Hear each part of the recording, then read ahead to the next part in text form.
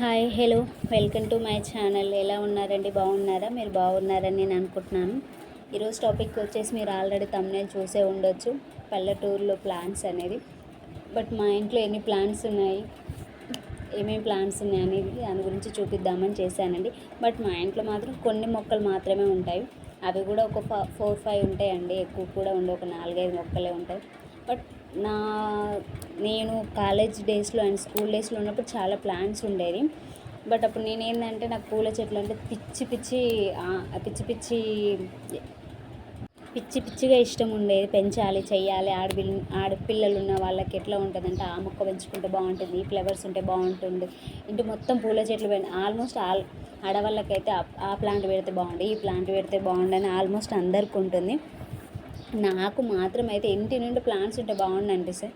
But మా ఇంట్లో open place చాలా ఉంటుంది.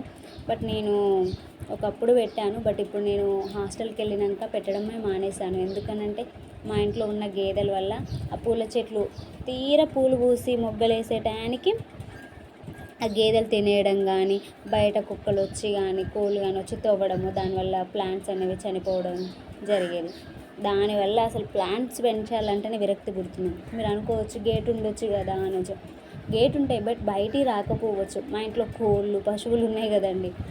సో పశువులు ఏం చేసేదంటే అది తీర మొగ్గలు వేసి కాయలు కాసే పూలు పూసే టయానికి వాటర్ వదిలిపెట్టినప్పుడు మనం ఇక్కడ గడ్డేసుకుంటా వేరే గేదెలకు గడ్డేసుకుంటూ ఉండేసరికి ఇంకో గేదె వచ్చి తినేస్తుంది అన్నమాట.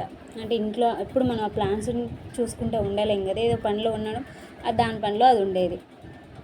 కానీ మా ఇంట్లో లేదు, కానీ మా ఇంటి చుట్టూ మాత్రం ప్లాంట్స్, అన్ని ప్లాంట్సే.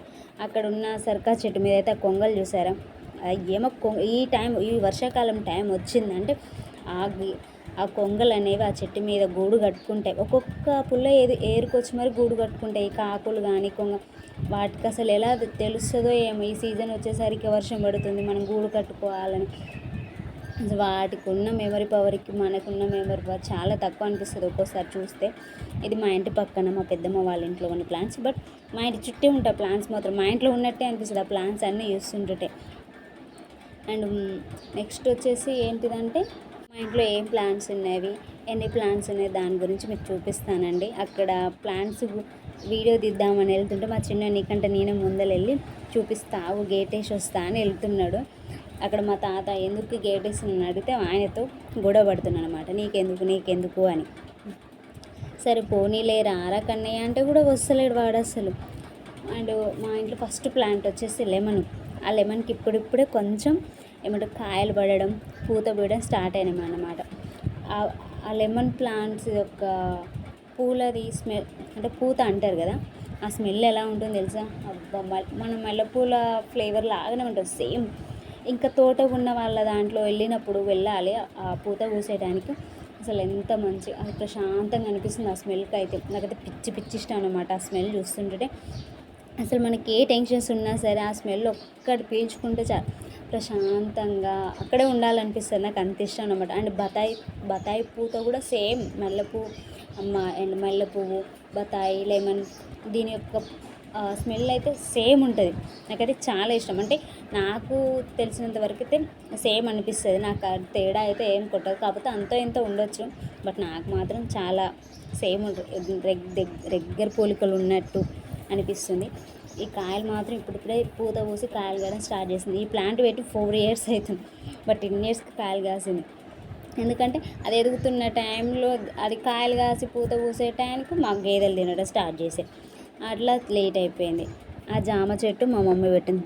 నెక్స్ట్ ప్లాంట్ వచ్చి జామ చెట్టు, అది పెట్టి ఒక 7 months అవుతుంది అంతే. అది కూడా పశువులు తినేసింది, అందుకే కొంచెమే అయింది.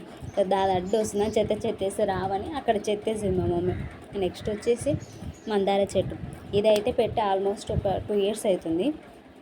ఇంతే ఉందని అనుకోకండి. దీనికి కారణం కూడా మా గేదెలే. అది తీర మొగ్గలేసి చాలా చాలా హైట్ పెరిగింది. మంచిగా పెరిగే టైంలో మంచి మొగ్గలు వేస్తుంది, పూలు పూస్తున్న టైంలో మా గేదె వచ్చిందా చలో ఫట తినేయడం. మా మమ్మీ ఇంట్లో వర్క్ చేసుకుంటుంది, మేమందరం హాస్టల్లో ఉంటాం. మీరు చూడొచ్చు కదండి, మేమందరం అప్పుడు హాస్టల్లో ఉండేది, చూడకపోయేది. మా మమ్మీ ఇంట్లో పని చేసుకుంటుంటే ఆ దాటి పని అట్టి చేసుకుండేది. ఇదొకటి. అండ్ ఏమంటారు దాని కలమంద ఒకటి. ఈ 4 ప్లాంట్స్ అండ్ 5 ప్లాంట్స్ మాత్రమే మా ఇంట్లో ఉన్నాయి. బట్ మా బయట మాత్రం చాలా చెట్లు ఉన్నాయండి. వేప చెట్టు అండ్ సర్కా చెట్టు. ఈరోజు మా అమ్మ ముగ్గేసిందని చూపిస్తున్నాను. ఇది కానగ చెట్టు. ఆ కానగకాయలతోనంట ఆయిల్ చేస్తారంట. బట్ నాకు కూడా తెలియదు. చాలామంది చెప్పారు దానితోనే ఆయిల్ తయారవుతుందంట. మరి ఏం ఆయిల్ నాకు కూడా తెలియదు. అది వంటలు ఉండేదో తెలియదు మరి. అండ్ ఇంధనం తయారు చేసే బస్సులలో యూజ్ చేసేదానిక దేనికో యూజ్ చేస్తారంట. మాకు కూడా క్లారిటీ.